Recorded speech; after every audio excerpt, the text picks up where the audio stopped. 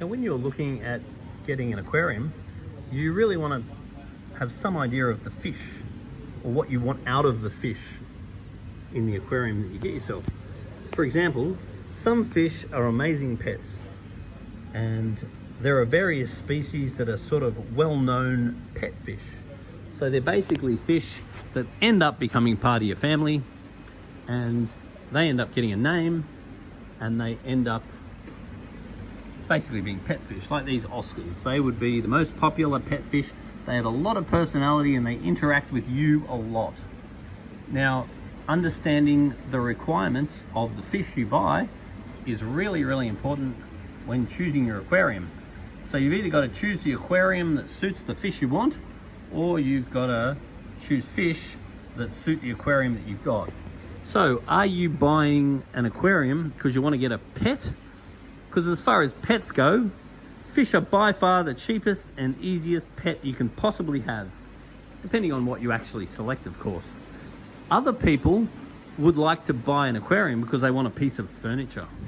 Now, there are various fish that you can put in your aquarium that are so easy to keep, especially a lot of the cichlids and a lot of your tropical fish. So they can be potentially almost like a piece of furniture. You can set it up, you go a month or two without even touching it, and the fish are totally fine. Now, on the other hand, other people are looking for a hobby.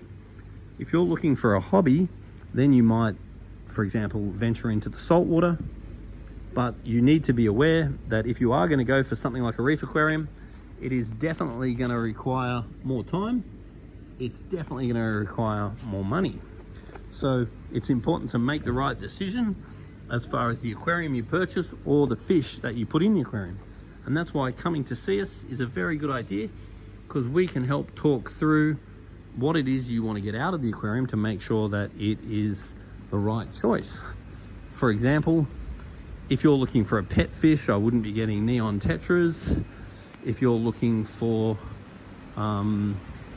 a hobby, then you might want something a little bit more challenging.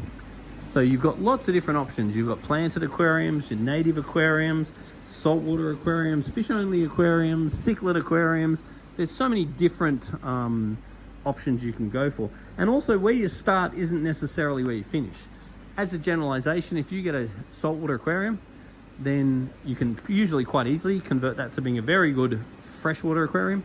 On the other hand, if you buy a freshwater aquarium, it may not be ideal to go saltwater. So considering future options are also something to look at. The other thing is that I do tend to find in this hobby is that when you set an aquarium up, it's very common that for the first year you absolutely love it. The next year you sort of like it, and then you've sort of seen it.